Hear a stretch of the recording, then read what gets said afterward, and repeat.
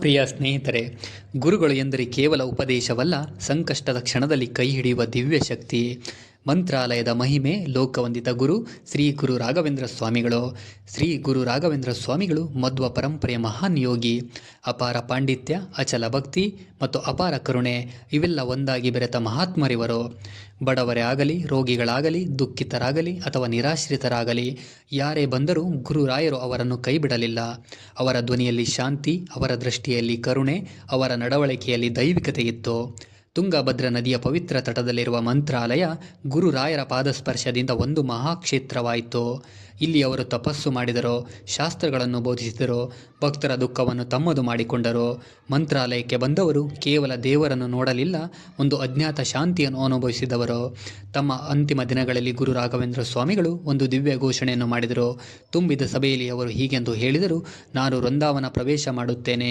ಇದು ಸಾಮಾನ್ಯ ಸಮಾಧಿಯಲ್ಲ, 700 ವರ್ಷಗಳ ಕಾಲ ಇಲ್ಲೇ ಜೀವಂತವಾಗಿ ಭಕ್ತರ ಸಂಕಟಗಳನ್ನು ನಿವಾರಿಸುತ್ತೇನೆ ಎಂದು ಹೇಳಿದರು. ಈ ಮಾತು ಶಿಷ್ಯರನ್ನು ನಿಬ್ಬೆರಗಾಗಿಸಿತು.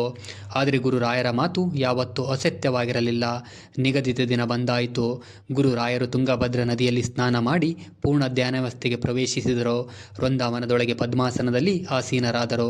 ಪ್ರಾಣಾಯಾಮ, ಧ್ಯಾನ, ಸಮಾಧಿ ಸ್ಥಿತಿಯಲ್ಲಿ ಗುರುರಾಯರು ಯೋಗ ಬಲದಿಂದ ವೃಂದಾವನ ಪ್ರವೇಶ ಮಾಡಿದರು. ಅದರ ಮೇಲೆ ಶಿಲೆಯನ್ನು ಸ್ಥಾಪಿಸಲಾಯಿತು. ಆದರೆ ಅದೇ ಕ್ಷಣದಲ್ಲಿ ಒಂದು ಮಹಾ ಅದ್ಭುತ ನಡೆಯಿತು.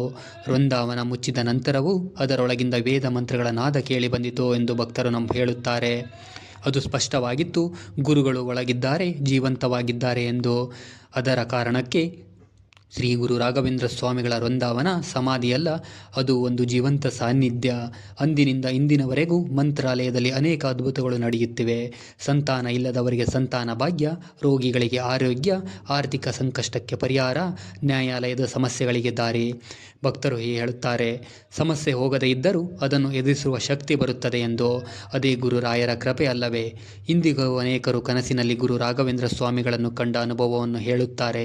ಸಂಕಷ್ಟದ ಸಮಯದಲ್ಲಿ ಅಕಸ್ಮಾತ್ ಬಂದ ಧೈರ್ಯ, ದಾರಿ ತೋರಿಸಿದ ಅನುಭವ ಇವೆಲ್ಲವೂ ಗುರುಗಳ ಜೀವಂತ ಸಾನ್ನಿಧ್ಯದ ಸಾಕ್ಷಿ. ದೇಹದಿಂದ ದೂರವಾದರೂ ಭಕ್ತಿಯಿಂದ ಕರೆದರೆ ಇಂದಿಗೂ ಉತ್ತರಿಸುವ ಗುರು ಶ್ರೀ ಗುರು ರಾಘವೇಂದ್ರ ಸ್ವಾಮಿಗಳು. ಗುರುರಾಯರ ವೃಂದಾವನ ಕಲ್ಲಲ್ಲ, ಅದು ನಂಬಿಕೆ, ಅದು ಕೃಪೆ, ಅದು ಒಂದು ಚೈತನ್ಯ. ಶ್ರೀ ಗುರು ರಾಘವೇಂದ್ರ ಸ್ವಾಮಿಗಳ ಕೃಪೆ ಎಲ್ಲರ ಮೇಲೂ ಸದಾ ಇರಲಿ.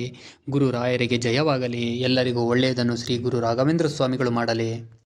ಗುರು ರಾಘವೇಂದ್ರ ಸ್ವಾಮಿಗಳು ಭಕ್ತರ ಸಂಕಷ್ಟ ನಿವಾರಕ ಮಹಾನ್ ಯೋಗಿ. ಅವರ ಕೃಪೆಯಿಂದ ಅಸಾಧ್ಯವೂ ಸಾಧ್ಯವಾಗುತ್ತದೆ. ಮನದಲ್ಲಿ ಶ್ರದ್ಧೆ, ವಿಶ್ವಾಸ ಇಟ್ಟು ಪ್ರಾರ್ಥಿಸಿದರೆ ಜೀವನದಲ್ಲಿ ಶಾಂತಿ, ಧೈರ್ಯ, ಆರೋಗ್ಯ ಮತ್ತು ಯಶಸ್ಸು ದೊರೆಯುತ್ತದೆ. ಮಂತ್ರಾಲಯದ ಮಹಿಮೆ ಲೋಕವಿಖ್ಯಾತ. ಶ್ರೀ ಗುರು ರಾಘವೇಂದ್ರ ಸ್ವಾಮಿಗಳು ಎಲ್ಲರಿಗೂ ಒಳ್ಳೆಯದನ್ನು ಮಾಡಲಿ.